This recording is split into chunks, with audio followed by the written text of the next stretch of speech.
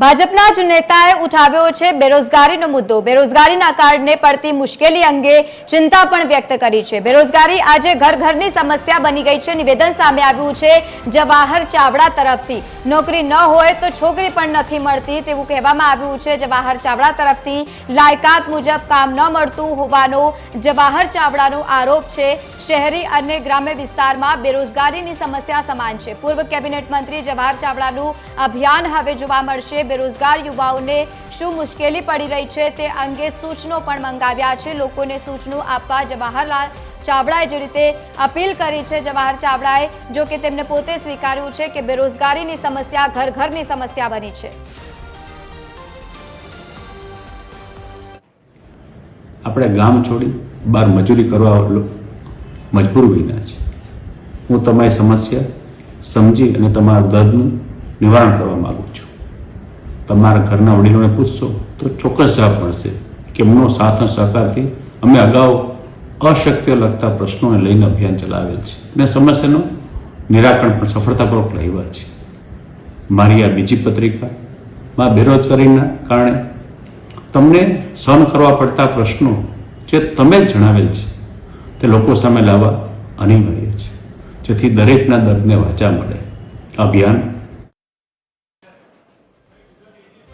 તો આજ મુદ્દે આપણી સાથે મનીષ દોશી કોંગ્રેસના પ્રવક્તા ફોન લાઈન પર જોડાયા છે। સ્વાગત છે આપનું TV13 ગુજરાતીમાં। મનીષભાઈ, પોતે હવે સ્વીકારવામાં આવ્યું છે કે જે નોકરી લોકોને નથી મળતી, બેરોજગારી એ ઘર ઘરની સમસ્યા છે, શું કહેશો?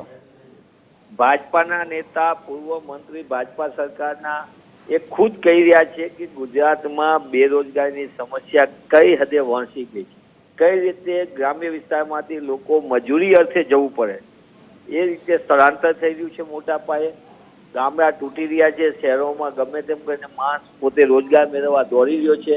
GIDCના 50% કરતાં વધુ ઉદ્યોગોને તાળા લાગી ગયા હોય એવી નીતિ ભાજપા સરકારની છે।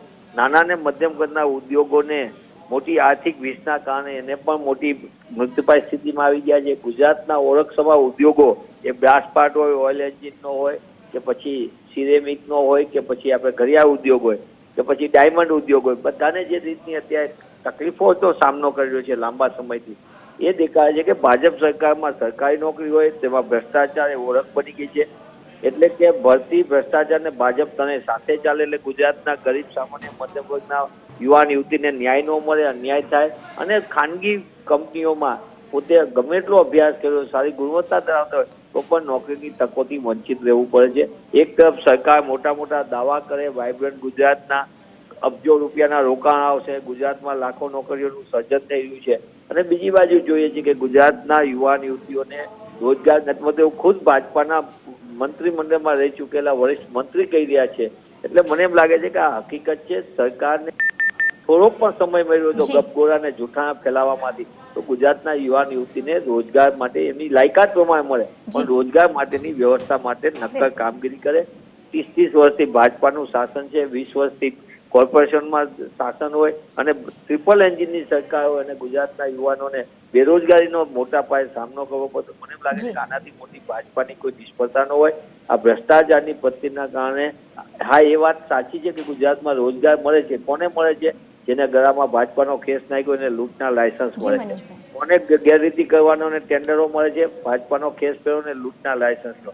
એટલે ગુજરાતનો યુવાન ન્યાય માગે છે, અધિકાર માગે છે, એ ભીખ નથી માંગતો। બિલકુલ બિલકુલ, આભાર અમારી સાથે જોડાવા બદલ। તો બેરોજગારીને લઈને જે રીતે પૂર્વ કેબિનેટ મંત્રીએ પણ લોકોને અપીલ કરી છે, જે પણ સૂચનો છે તે મંગાવવા માટે અપીલ કરવામાં આવી।